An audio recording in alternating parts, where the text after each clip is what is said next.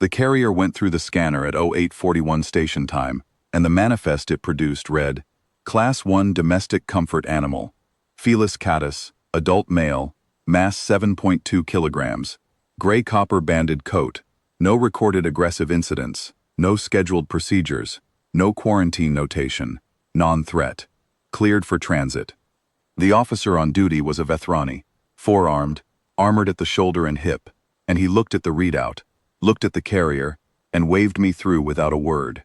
His colleague, younger, lighter-plated, stationed at the secondary desk, leaned over to look at the carrier and said something in Vethranic that my earpiece rendered as, "It is very large for a comfort animal." I said, "He's a Maine Coon, they run big." The younger officer nodded, as if this were a normal explanation, and went back to her desk.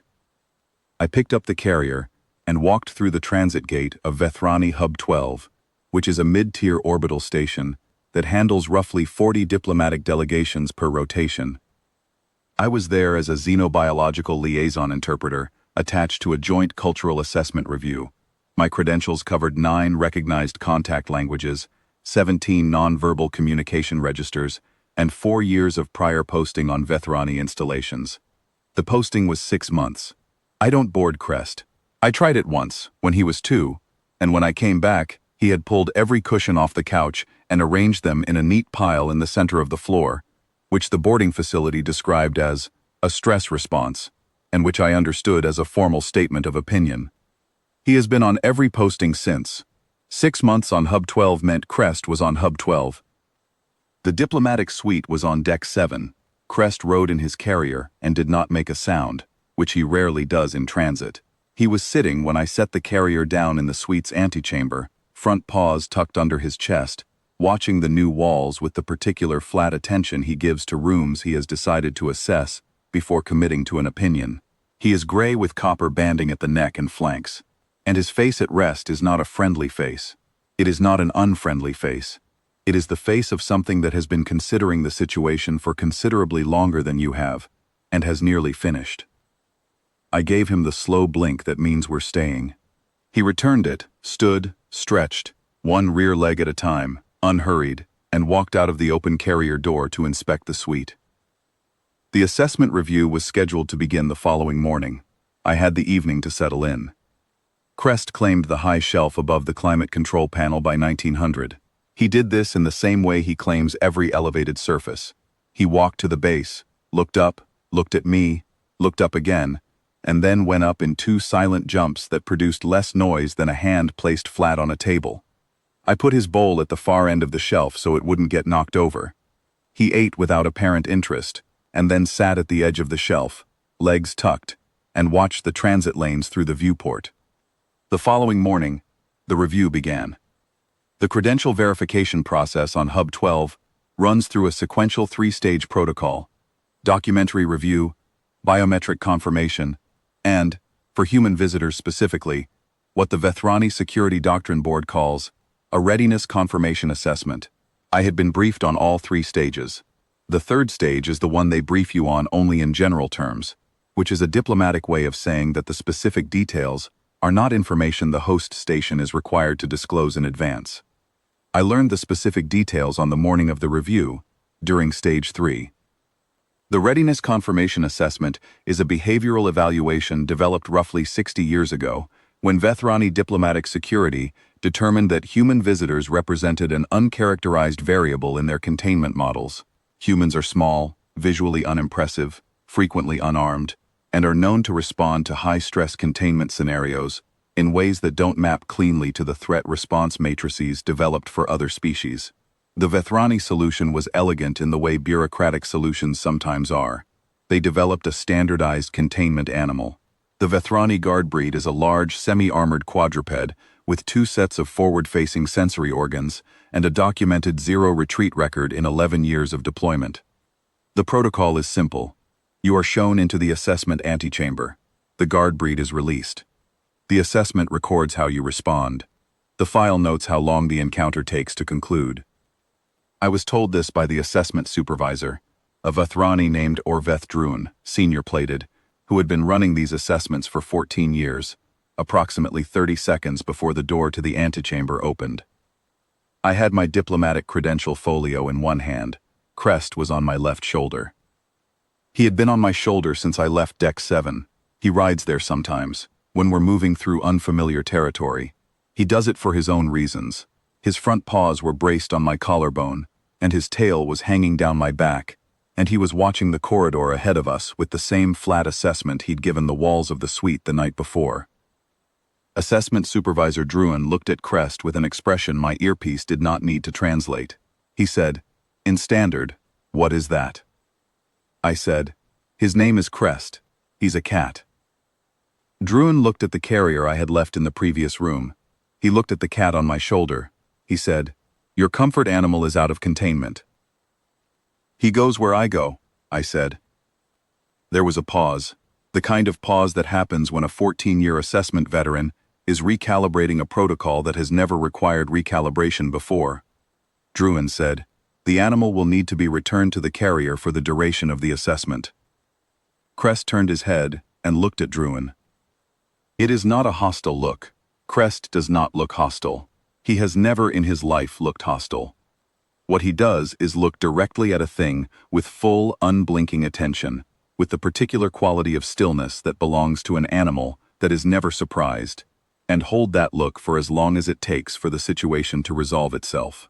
His pupils were not dilated, his ears were forward, his tail had stopped moving. Druin looked back at him for a moment, then looked at me, and said, "The assessment is ready to proceed." I said, "All right." The door to the antechamber opened. The Vethrani guard breed entered from the far side.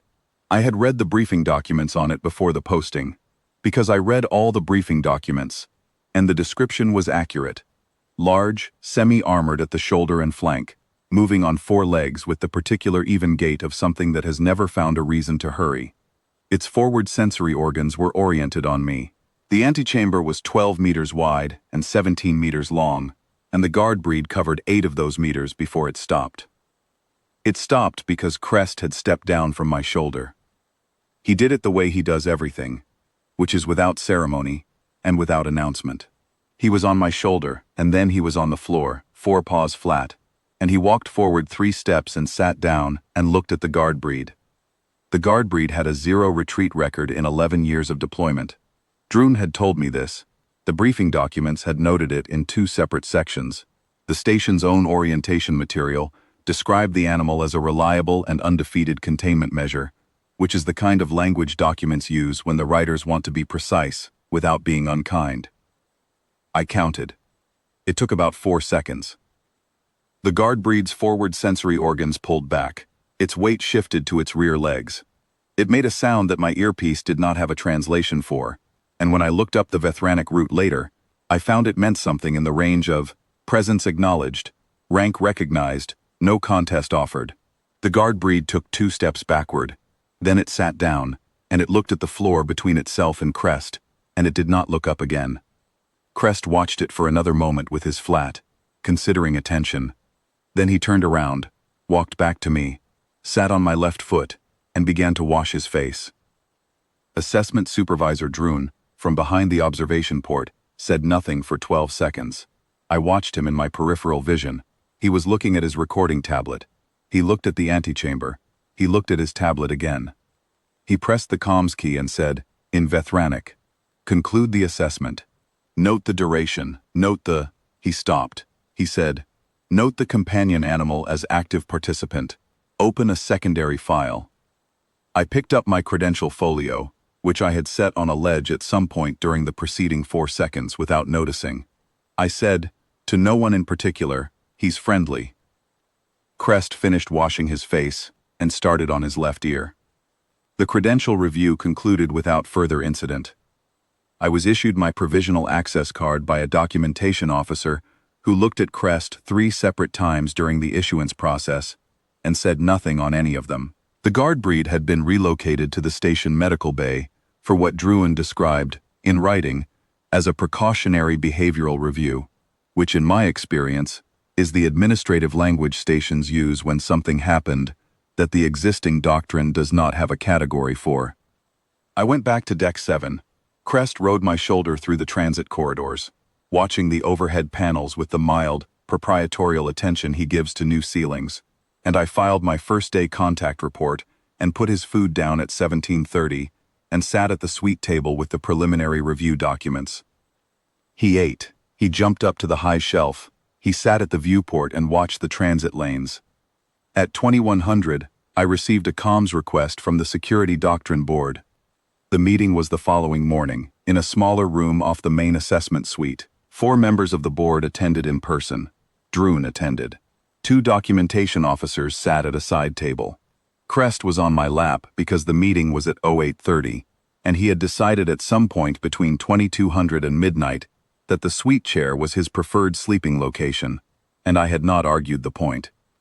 The senior board member, a Vethrani I did not have a prior file on, opened by explaining that the Readiness Confirmation Assessment Protocol had been in continuous operation for 61 years, across 44 diplomatic cycles, and had produced a 0 retrieval record for the guard breed, meaning the guard breed had never, in that time, retreated, yielded, or deferred. She said this without particular emotion, the way you would read a maintenance log entry that had always said the same thing. She said the board had reviewed the recording from the antechamber 14 times. She said, "We have questions about the classification of your animal." I said, "He's a Maine Coon. It's a domestic cat breed from Earth. He's 7 years old." "The threat manifest for Earth companion fauna," she said, "does not have a category for what occurred during the assessment."